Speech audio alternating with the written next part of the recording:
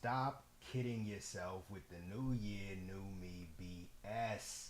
Did you know that 80% of New Year's resolutions fail by February?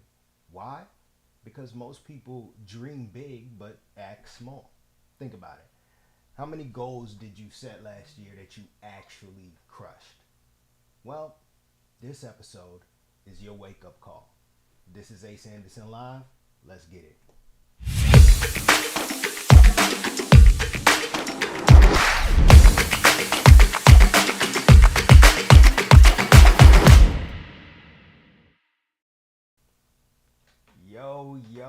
Yo, what's going on, family? Welcome back to the new year. Happy 2025. This is Ace Anderson Live, where we connect every single Monday morning to bring you weekly inspirational and entrepreneurial tips and tricks to help you ace your life. Now, if you don't know by now, I am a actor, rapper, filmmaker, poet, the ace of all trades, the modern renaissance man, Ace Anderson, and I am so happy to be here with you all for another blessed and abundant week. So congratulate yourself for making it to yet another beautiful dawn with me, your dedicated guide on this journey of growth and self-discovery. I'm so happy to be here with y'all. It's 2025, y'all.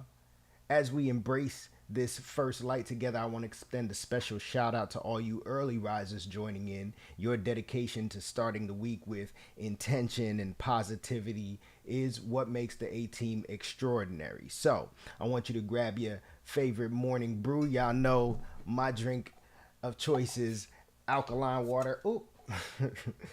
And let's explore, illuminate, and inspire ourselves to be better with mindful conversation. Now, today's episode is all about action in 2025, right?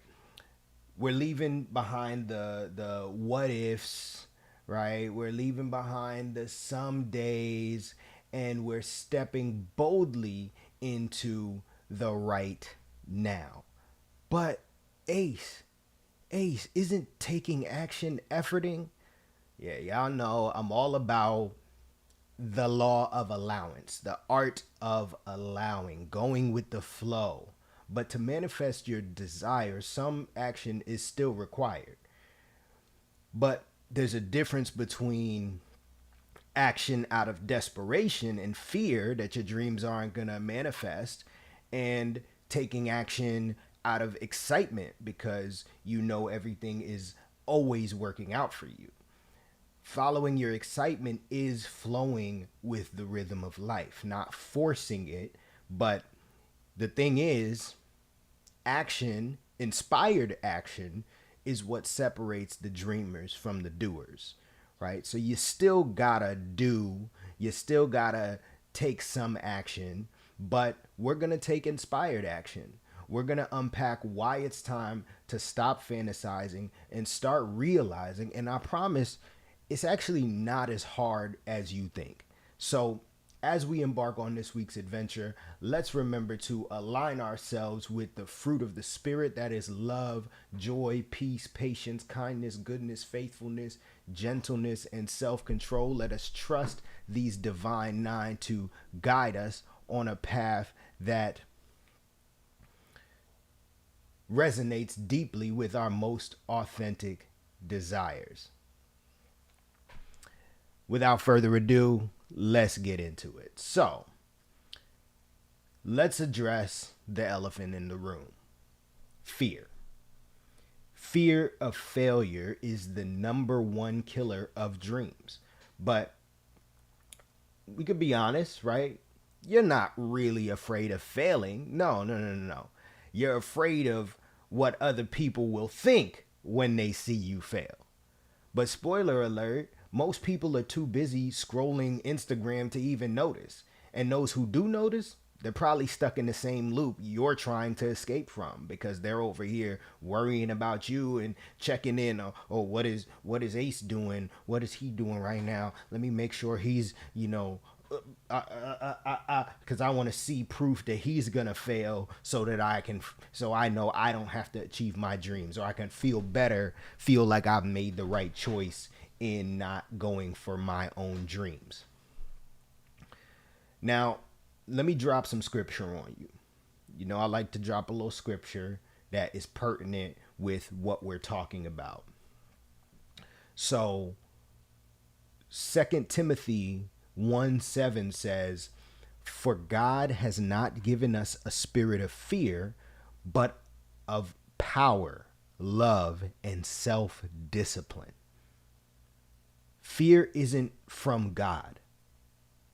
It's something we've created to protect ourselves from rejection.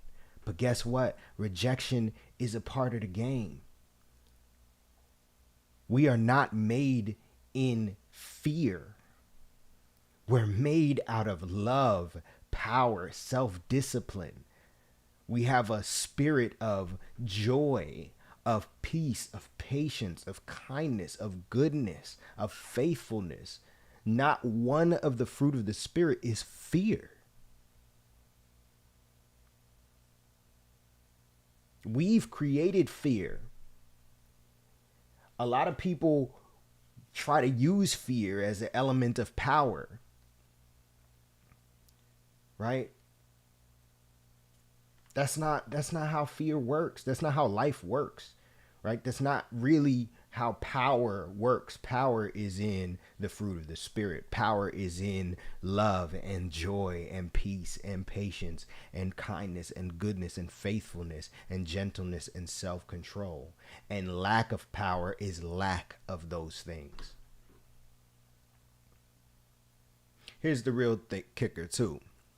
I know you might feel like you're lazy and that you just aren't one to really go for it, because you have something in you that tells you that you're not really a go-getter, right? Or you're just lazy in spirit because you've procrastinated and whatnot.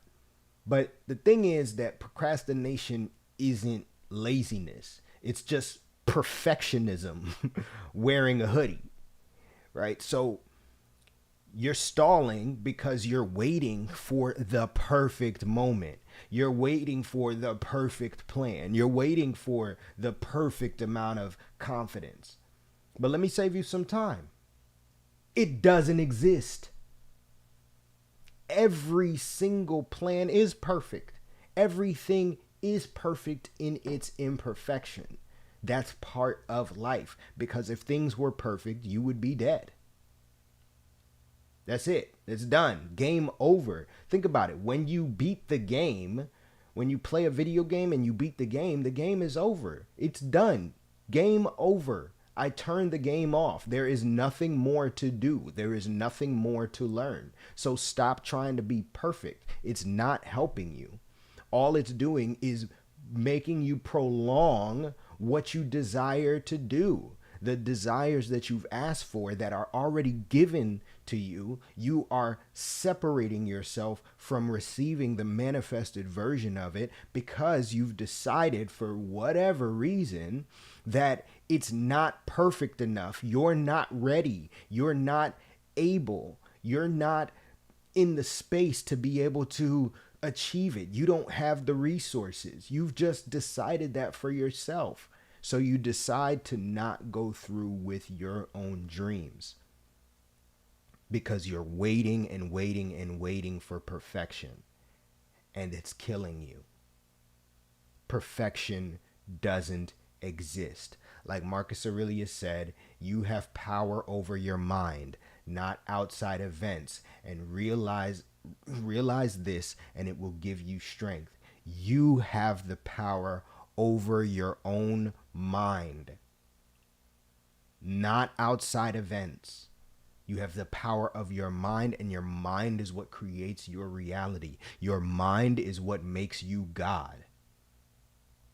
You are the God of your own reality. And all of the things that you believe are things that you needed to believe to get to this point. But if you want to be anywhere else, then you have to get rid of the negative beliefs because they don't serve you in where you're going.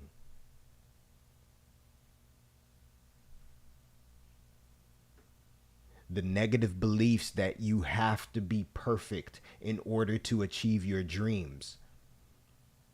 Get rid of it. It's not serving you. It's just stopping you from achieving your dreams. Every time you set a New Year's resolution, you tell yourself, I gotta be perfect for me to stick with this. And then by the time January 15th comes around and you want to go out with your friends and you end up drinking alcohol, and you said you weren't going to drink alcohol all year, now you just give up on the whole thing. You don't have to be perfect to achieve your dreams, but you have to be the perfect vibrational frequency. Just like you have to set the radio dial to a very specific station in order to receive that signal, it is no different with your dreams and your desires and your goals. You must vibrate on the frequency of that dream. You have a dream? What is your dream? Define it. And not only define the dream, because most of us know what our dream is, but define how it makes you feel.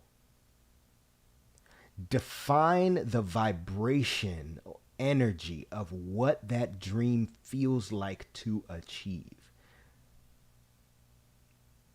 And once you do that, once you define that vibrational energy, focus on feeling that way right now. That is how you quantum leap into a new reality that dream has already manifested in. It's already done. It already exists. Anything that's keeping you from it is a belief. You believe it doesn't exist, so it won't exist in your reality. You can't get to that reality. If you believe it doesn't exist, it can't exist unless.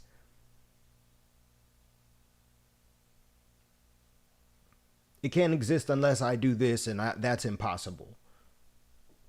That's a lot of times, that's your logic. Really check yourself. That's your logic. It can't exist unless I do this, and that's impossible for me to do, so it will never exist. Is that serving you?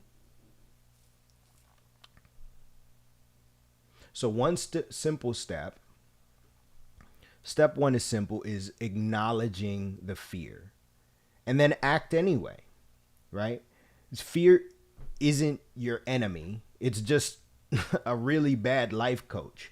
Because the thing is, we've evolutionarily developed to be able to use fear as a means of exercising caution. But caution is different than stifling. Caution is different than impeding. Having caution about something, right? Like looking both ways before crossing the street. That's exercising caution. Because there is a concern that if you don't, a car may collide with you. But make no mistake, the goal is still to cross the street. Just because you know a car may collide with you doesn't mean you don't cross the street.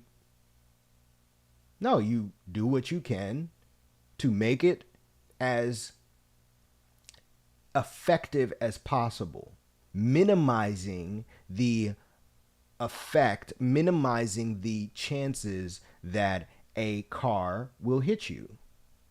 Look both ways before you cross the street, and then cross the street. That's your dreams. Your dreams are on the other side of the street. But your fear, your belief that it has to be perfect, that you're waiting for the perfect time. It needs to be the perfect moment, and I have to have the perfect shoes on, and I need to make sure that do I really know how to look both ways before crossing the street? Have I ever done that before? I've never done that before. I've never looked both ways. I've only really looked one way, and that's not enough. I need to let me talk to a bunch of people. Let me watch some YouTube videos on how to look both ways before I cross the street. And let me watch a couple of more YouTube videos about how to tie my shoes to make sure that I don't trip and fall in the middle of the road. Or what if I trip on a rock? Cross the street. It's time. What is on the other side is worth it. And guess what? If you make a mistake, if you do trip, trust that the cars will see you and slow down.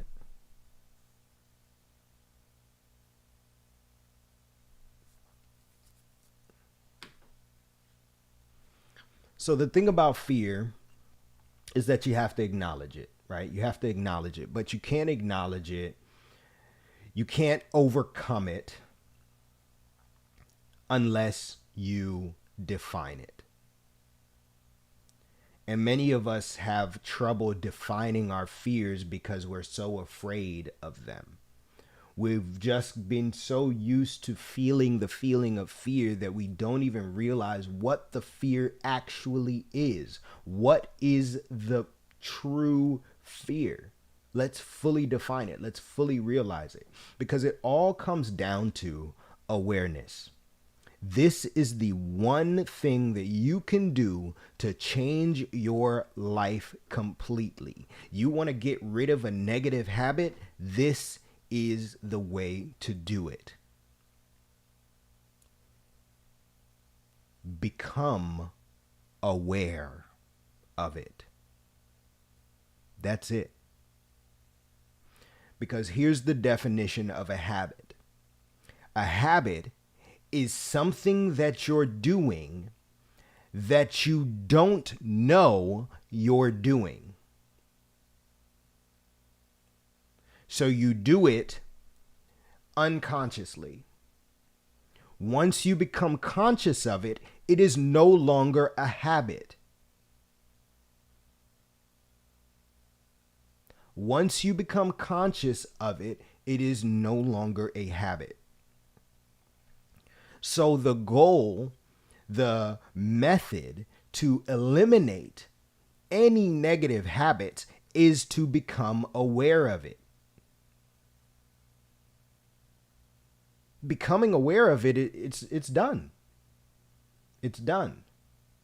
It has no power over you anymore. You are literally overseeing the action. You are overseeing the habit, and it cannot be a habit if you are aware you're doing it.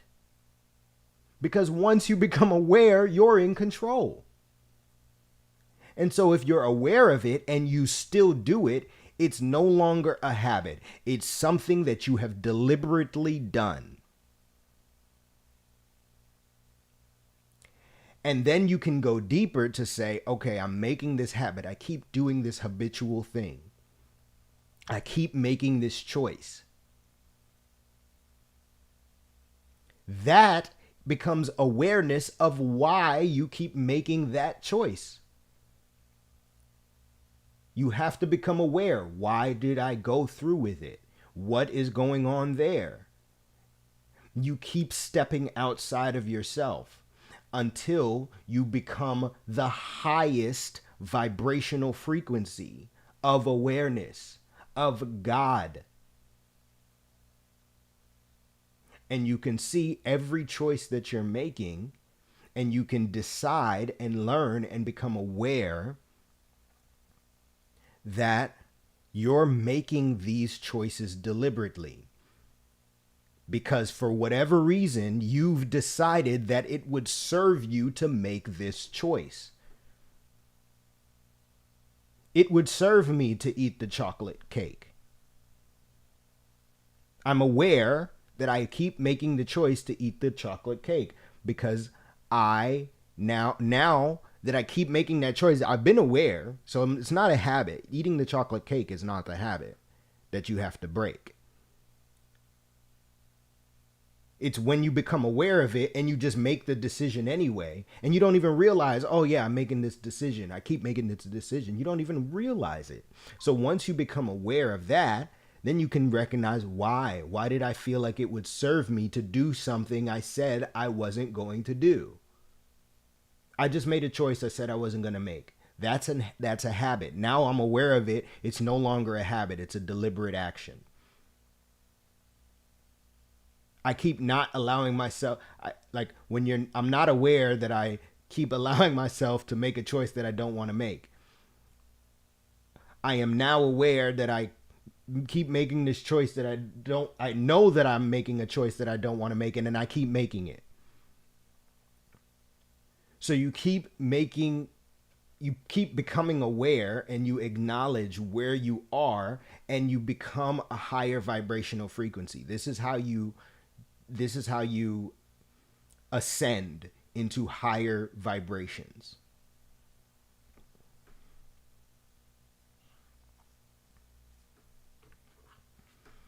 Acknowledge the fear. You can't overcome it if you don't even know what it is. You can't fight a shadow. And yet, so many of us are stuck battling invisible demons, wondering why we can't seem to move forward. The first step to conquering your fear is naming it. So, let's get real. What are you actually afraid of? Do you know? Ask yourself the hard questions. What are you actually afraid of? Ask the hard questions that you've been dodging. Is it failure? Is it rejection? Is it looking stupid in front of people who probably aren't even paying attention to you anyway? Or is it maybe success that scares you? Because maybe deep down you're afraid you might not be able to handle it.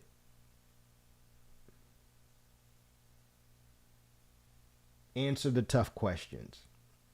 Here's an exercise that you can do. Grab a notebook or open your notes app or write this down however best serves you. And first, ask yourself, what's the worst thing that could happen if I take this inspired action? What's the worst thing that could happen if I take this action that is exciting me? There's an action that's exciting me, but then I'm feeling this fear. What's the worst thing that could happen? Spell it out. Be brutally honest. Be brutally honest. Then ask, then what? So what? So what if that happens?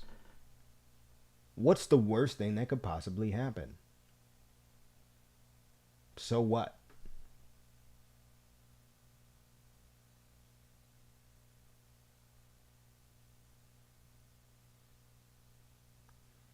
Then ask, what's the best thing that could possibly happen? What's the best thing that could possibly happen? Then ask, how does that make me feel? Then you compare those answers, and 9 times out of 10, you'll realize that the worst case scenario isn't as bad as you've made it out to be. And that the best case scenario is way more worth it than worrying about the worst case scenario. Because look, life goes on. You'll figure it out. You're a smart cookie. You'll figure it out. And you don't stop there. You get to the root of it. If you're afraid of failing, ask yourself why. Is it because you think failure defines you? Because you've tied your worth to what you achieve? Because you don't think you're worthy unless you've achieved something? Unless you've done something? You don't think that worthiness is innate? You don't think that love is something that you're worthy of?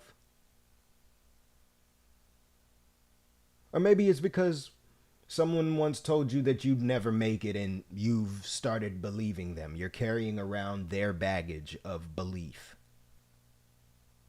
Because belief is just a thought that you continue to think. So why are you thinking someone else's thoughts? Oh, they might be right. Well, I'd rather them be right and me go for it and try than them be wrong and me having never tried.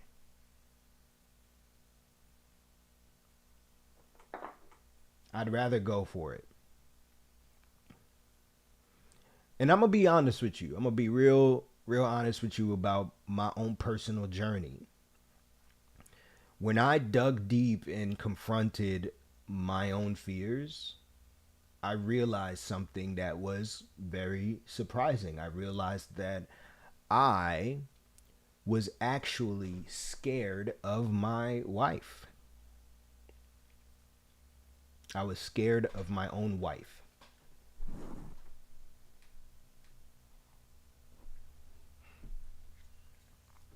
And not scared in the traditional sense, but scared of her opinion, her judgment, her reaction. Because when we first got together, one of the things that I loved most about her was how excited and curious she was about everything that I did. She asked so many wonderful questions, and it felt like there was just so much flow and ease and no judgment. It was intoxicating. And I got hooked on that excitement. And I started using it as my own personal scoreboard. I was using her emotions as a barometer for my own life.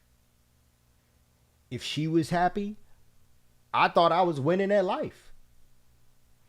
But the flip side of that was when she wasn't happy, whether it was something I said or something that I did, I felt like I had failed. And I'd spiral trying to fix things, change things, make myself better just to try to bring a smile back to her face. Just try to bring her excitement, but it wasn't sustainable because I don't control anyone else's emotions except my own. I have zero control over whether she decides to be happy, whether she decides to be sad, whether she decides to have joy, or whether she decides to have anger. I have zero control over her. I found myself constantly second guessing everything that I did, trying to predict her reactions.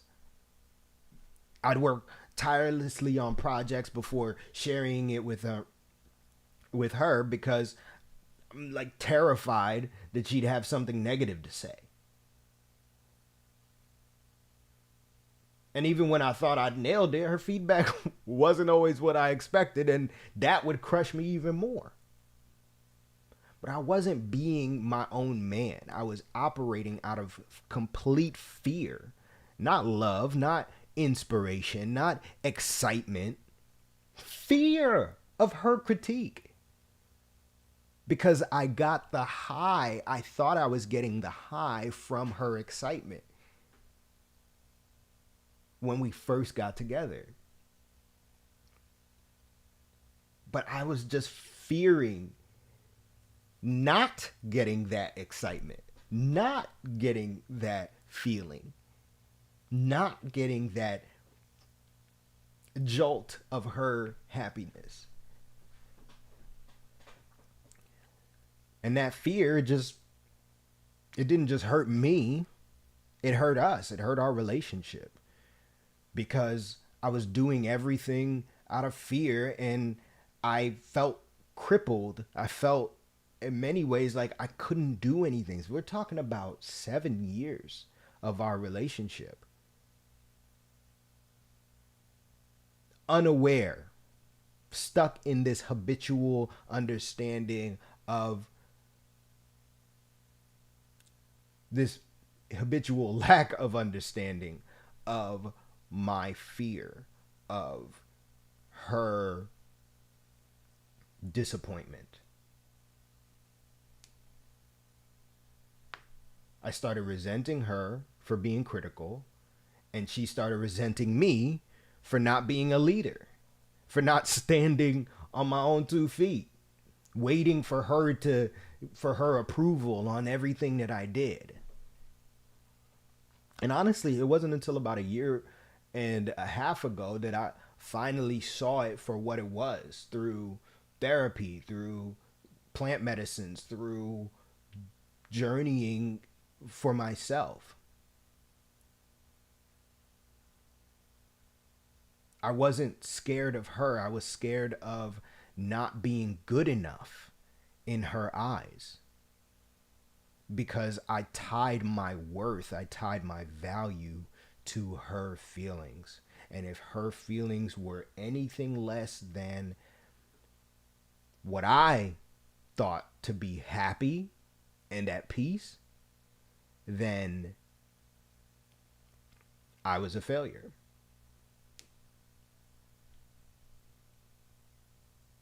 I wasn't worthy of my dreams. I wasn't worthy of what I desired. What I desired was wrong. I had given her all the power over my sense of worth. And the truth, that's not fair to anybody. It's not fair to her. It's not fair to me. It's not fair to our relationship. It's not fair to do that, because no one has power over you except you. No one has power over me except me. I always have access to the fruit of the Spirit. I always have access to love. I always have access to joy. I always have access to peace. I always have access to patience. I always have access to kindness. I always have access to faithfulness. I always have access to goodness. I always have access to gentleness. And I always have access to self-control. It's called self-control. Not others' control. Not her control. Not your control. Self-control. Self-discipline.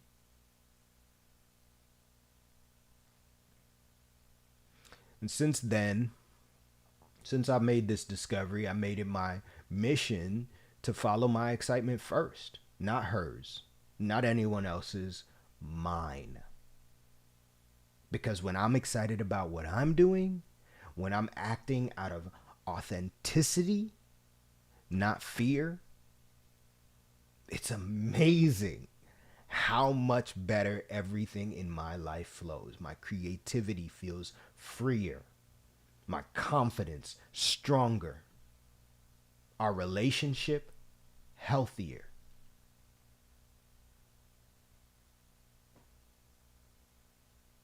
So the lesson here is fear of judgment, whether it comes from your partner, from your boss, or even a stranger on the internet. It's a trap. It makes you a prisoner in your own life. Defining that fear, naming it, and choosing to act differently, that is how you break free. So if you've been afraid to start that Instagram channel, that YouTube channel, that new brand because you're afraid of the comments that you're going to get and the hate that you're going to get, it's time to break free. Let go of the fear of other people's judgment because you can't control what anybody else thinks. You can't control what anybody else thinks. You'll never be able to do it. Ever. Ever, ever, ever, ever, ever, ever, ever. You're never going to be able to control what somebody else thinks. I want you to watch yourself when you say things like, oh, well, I don't want them to think that. I don't want them to say that. I don't want them to. You can't control anybody else. It's called self-control. Really check yourself, because we say it all the time. I say it all the time. Oh, I didn't want you to think that. I didn't want you to think that I was. No. Stop it. Stop it. 2025, we're done with that. You can't control what somebody else thinks. Follow your excitement. That's the only thing that matters. That's the only reason why you're here on this earth, is to do things you're excited to do. Why would you do anything different? Follow your excitement. This is exciting you. Follow that. Forget the fear. Replace fear with caution. You can be cautious. You can be aware of certain circumstances. And you can minimize the things that you're afraid of by following your excitement, trusting that it's going to work out for you, singing to yourself, everything is always working out for me. Everything is always working out for me. Everything is always working out for me. Yes, I am aware that this is a possibility, and I'm going to do everything in my power, to prevent those things from happening, but only within my power. I am not going to be hyper fixated on what I don't want to happen. I am going to be hyper fixated and hyper focused on what I am excited about happening, what makes me feel good. I will exercise caution as much as I possibly can, without letting it prevent me from my excitement. I will exercise caution when crossing the street, when trying to get to the other side of the street, by looking both ways, by asking a friend to check my blind spot. But it will not prevent me from crossing the street. Nothing will stop me from crossing this street.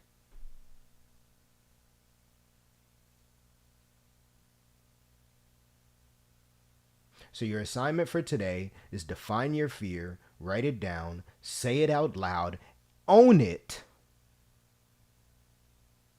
Because once you name your fear, it loses its power. Fear thrives in vagueness.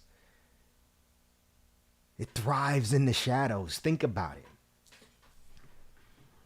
Think about looking at a dark passageway, a dark hallway.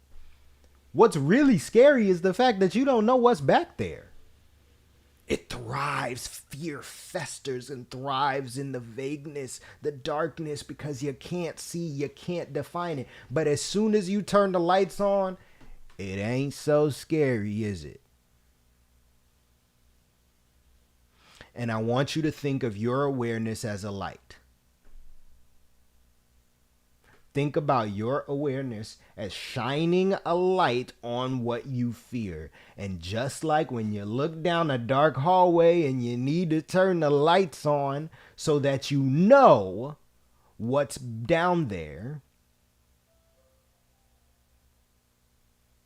shine a light on your fear. Become aware of what you're actually afraid of.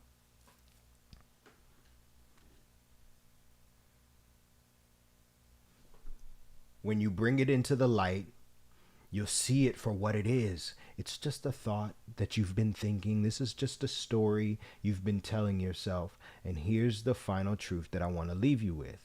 Fear is like a muscle, and the more you face it, the weaker it gets. The more you avoid it, the stronger it grows. So stop avoiding your fears. Start defining them in 2025. This is your year to take control.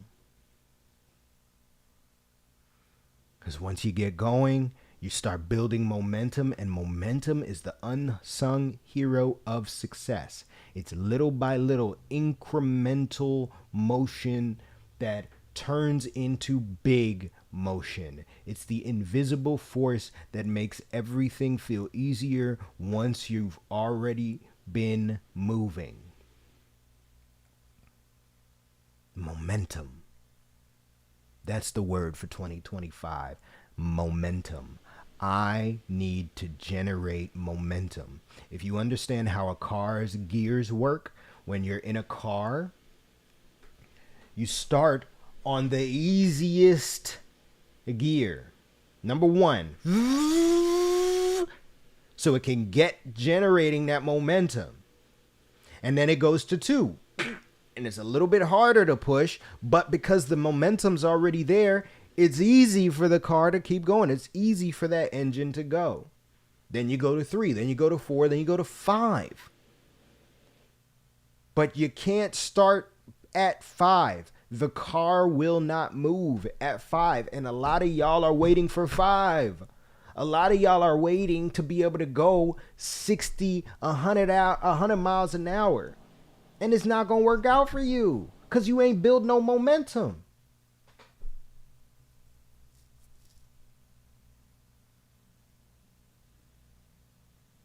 You got to build the momentum. That's what we're doing in 2025. Incremental steps.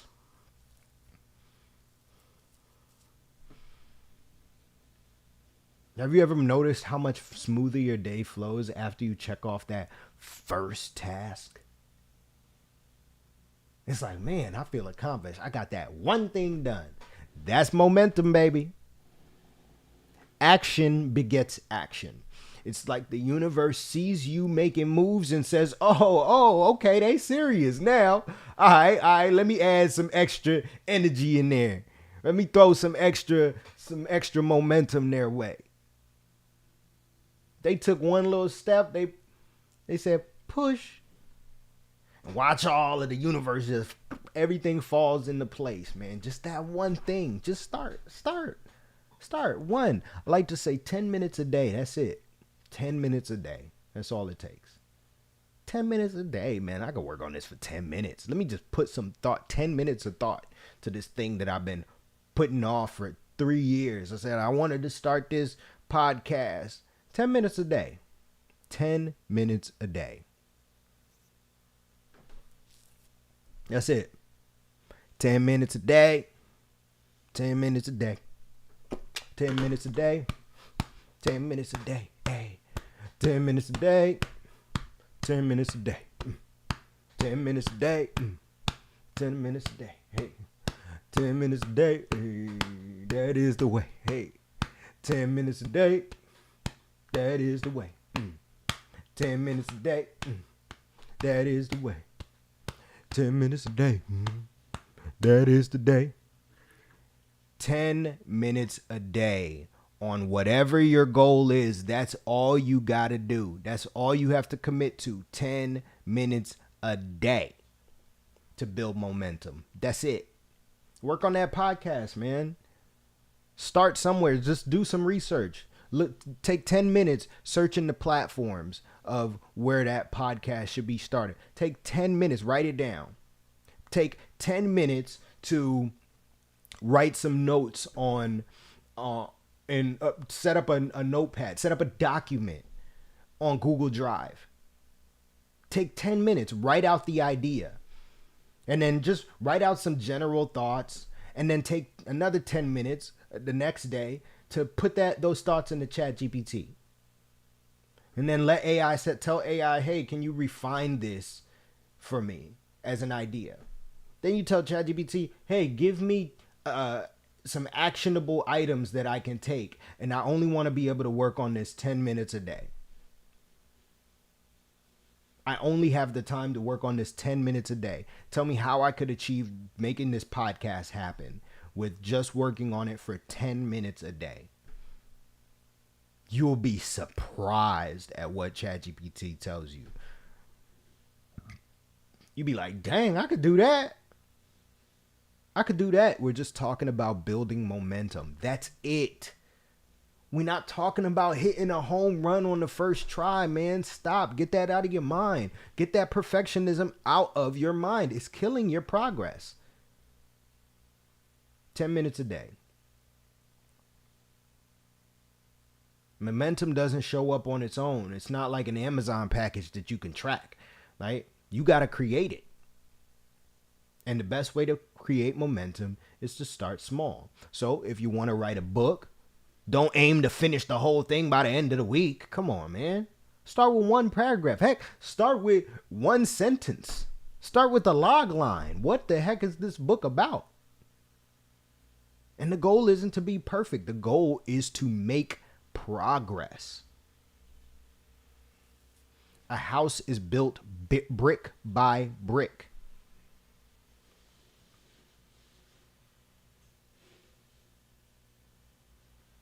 You ever think about time? Like a life, so a house is built brick by brick. A day, a life is built day by day. But if you think about the days are made up of seconds. Little seconds, and seconds aren't even the smallest unit of time. But just little seconds, and you just see they just keep going. Damn, every second there's a new one. Every second there's another second added to the day. And by the end of the day, you like, dang, that was a lot of seconds. And it was just going second by second, not like day, not like 1,000 days. No, it's just second by second by second by second. So we got a lot to learn from time.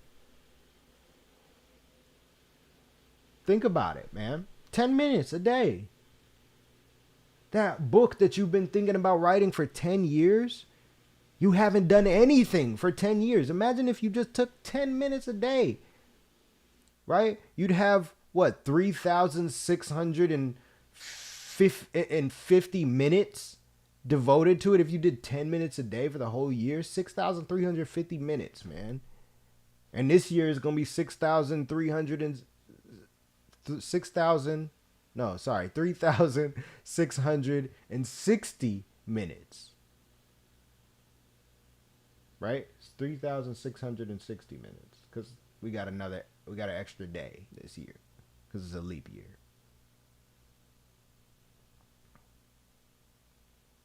There's this psychological principle called the Zeigarnik effect. Basically, your brain hates unfinished tasks. Once you start something, even something small, your mind will keep reminding you to finish it. We call it an open loop. And it's like an itch that demands to be scratched. Science is literally begging you to just start. Just start the project.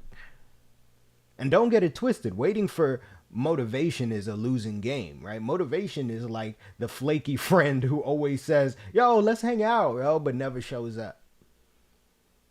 You might get lucky and catch it, but most of the time, it's a no-show. Especially if you haven't started before. You got so much fear built up, fear of not being perfect, that motivation ain't gonna just show up. Motivation shows up when there's momentum, when the party's already started. Motivation shows up late to the party. Motivation be like, yo, okay, I see what y'all doing out here. All right, okay, I guess I'll show up. I'll stay a little bit. And there's a difference between motivation and drive. Because motivation, he'll stay at the party for like 30 minutes or so, 20 minutes. He's like, all right, I got to dip, man. But drive is like, yo, we are here. I'm going through this. Okay? Drive and momentum are synonymous. It's just like the analogy I gave about the car. Right? So you want to create systems instead of waiting for motivation. You want to build habits. You want to set up a routine that keeps you moving even when you don't feel like it. The goal is to keep moving and make it as easy as possible for yourself. As easy as possible. You're lazy, right? We're all lazy. We all have that laziness because that's how our brains are designed. Our brains are designed to help us find the path of least resistance. Our brains are designed to make it as easy as possible. You don't call yourself lazy for driving a car. You don't call yourself lazy for... I don't have other examples. I'm kind of lost a little bit. I was about to go off on another tangent, but I want to keep going because... yeah. So, here's when SMART goals come in. Specific, measurable, actionable, relevant, and time-bound. Specific, measurable, achievable, relevant, and time-bound. That's a SMART goal. SMART goals are S, specific, M, measurable, A, achievable, R, relevant, T, time-bound. Right? It's not just a corporate crossword puzzle. This is the blueprint for getting stuff done. For example, instead of saying, I want to get healthy, say, I'm going to walk 20 minutes every morning before work. Specific, measurable, achievable, relevant, time-bound. I'm going to walk for 20 minutes every morning before I work. Boom, I can do that. See how that's clear and actionable?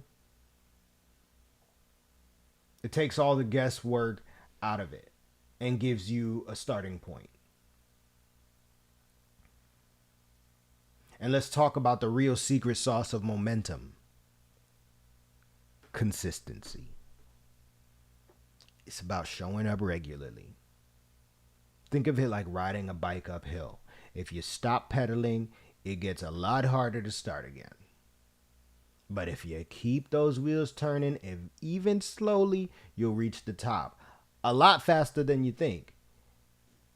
And a lot faster than if you keep stopping and starting again. But the thing about momentum too is like a lot, or consistency, is that you got to get rid of the perfectionism mindset. But here's the way to do that. So let's say you make a goal for 100 days to not drink any alcohol. And you have one day where you drink alcohol, right? Then just tell yourself that no matter what, you will never go 2 days missing your goal. Say you're going to go to the gym. I said, I'm going to go to the gym every single day. I'm going to go to the gym every day for 100 days. One, go to the gym. Just go to the gym. You don't even have to go inside. Just go to the gym. Because you probably don't go to the gym if you're making that a goal. You probably don't go to the gym at all. So go to the gym. Just show up. I'm at the gym, walk around, survey the space, and then leave. Or go there, survey the space, check it off your list. And you can decide to work out if you want, but at least you went to the gym. Start there. You're going to start small. But if there is a day where you don't make it to the gym, it's fine. Just don't make it 2 days. Don't make it 2 days. Never 2 days in a row. Never. That's how you're going to do it. It's okay if you stop. It's okay if you don't achieve it. But not 2 days in a row. We're done with that.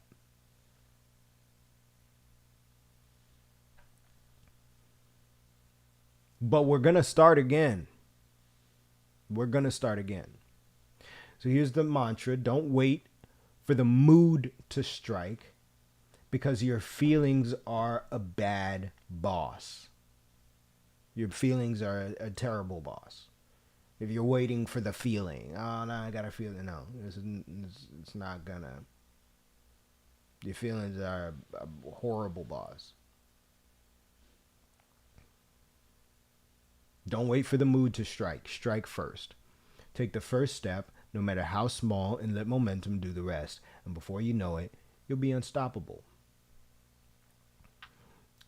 Now, the final thing I want to talk about today is the company you keep. And I'm sure you've heard this before. Show me who your friends are, and I'll show you who you are. You're the average of the 5 people you spend the most time with. So who's in your circle? Are they hyping you up, or are they holding you back? Are they pushing you toward your goals, or are they distracting you from them? I like to hang out in spaces where I am not the smartest person in the room. I like to hang out in spaces where I'm the dumbest person in the room. I love it. I love to hang out in spaces where I'm the brokest person in the room, where I have the least amount of money.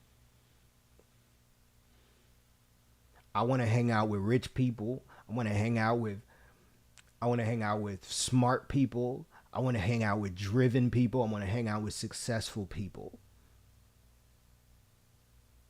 Because they raise my levels of success. Their motivation is inspiring. I don't want to hang out where I'm the smartest person in the room. That's not where I want to hang.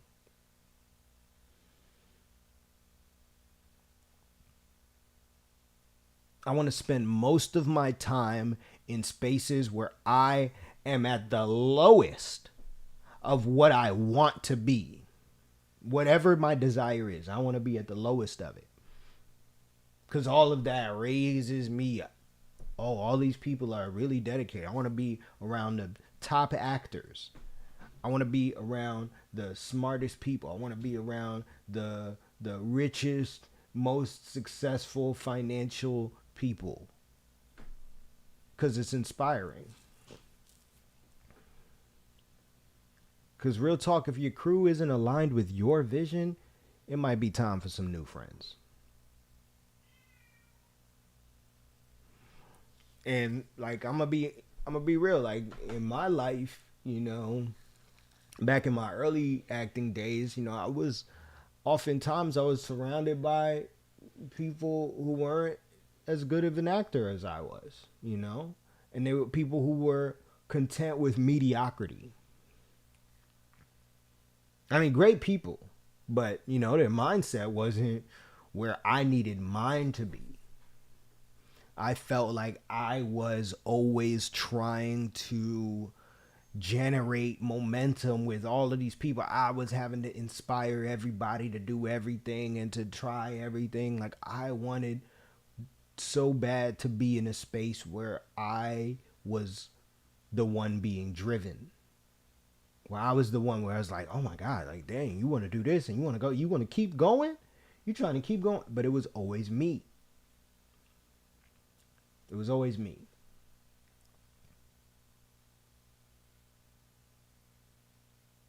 And when I started hanging out with people who were hustling, people who treated their dreams like it's a 9-to-5 job, I felt like it changed everything. Because iron sharpens iron. And I'm not saying to cut everybody off, but You have to set boundaries. Like that friend that just is always complaining about a breakup. I remember there was one time I was talking to a friend about a breakup. I felt like all the time, like, this friend was just having relationship problems and relationship drama and just always going through something. And like, oh, it was cool because it was great to be able to hang out with this person. But I started to realize that there was just so much relationship drama. And I didn't even realize that it started to affect my relationship.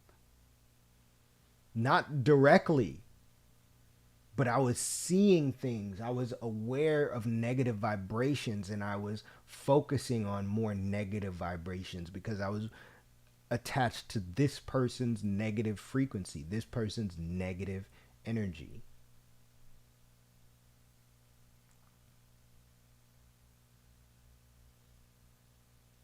If someone is draining your energy, it's okay. It's okay to love them from a distance. Proverbs 27:17 says, "As iron sharpens iron, so one person sharpens another." So ask yourself, are your friends sharpening you or dulling your blade? And also, accountability is key. Find someone who will call you out when you're find somebody who will call you out when you're slipping. Better yet, join a community of like-minded people, whether it's a mastermind group, an online challenge, or even just a workout buddy. Surround yourself with people who want to see you win.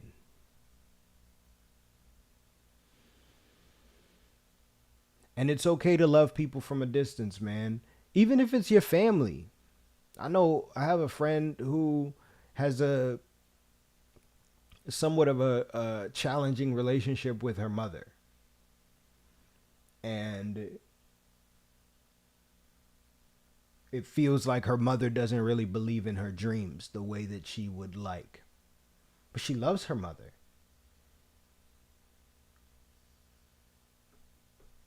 My advice, distance yourself.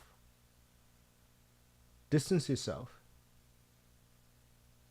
At least while you're working on your dreams. Because you're not going to be in an environment. That environment is only going to bring more doubt, more concern, and you're going to end up feeling stuck, which is exactly where they want you to be. So they can feel better about themselves. They want you to say, "Oh yeah, you're right about about following my dreams. That was stupid for me to think that I could be an actor. That was stupid for me to think that I could have a podcast like and quit my job and, you know, that was stupid of me to think that I should whatever, insert thing that they're telling you to do or that they're saying you shouldn't do." They want you to tell them that so they can feel good about the choices that they're making and that they can feel like you love them. And they're using your emotions as a barometer. They're using your life as a barometer for theirs. And as we've learned, you can't control anyone else. You can't control what anybody else thinks about you. You only control what you think about yourself. So you got to love yourself. You got to trust yourself. All right. So that's what we're doing. That's how we're hitting our goals in 2025. All right. No more of this. No more of just like, I'm just dreaming. This is a dream and I want it to happen. No, it's not. No longer we're wanting anything to happen. It's happening. It's happening. It's happening. All right. And just like that, we're stepping. into 2025, wrapping up another fantastic session here on Ace Anderson Live.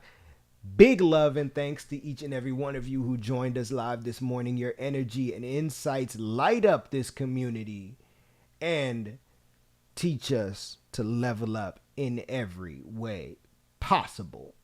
Now, don't forget, we're here every single Monday morning, bringing that heat to start your week off right. If today's conversation got you fired up, inspired, or just curious to learn more, drop a comment, share this stream, and tell a friend, because you know word of mouth is the best influencer. Keep Ace Boogie in your thoughts and prayers, and I promise to do the same. Follow me on all social media platforms at Ace Shot That, and remember, we're on Instagram, on Facebook, on YouTube, on Twitter, on Blitzen, on Donner. So come follow your boy and let's keep the A-team growing strong. Until next time, y'all, remember to always, always, always align yourself with truth, trust, and patience, and I promise you will ace your life. Peace.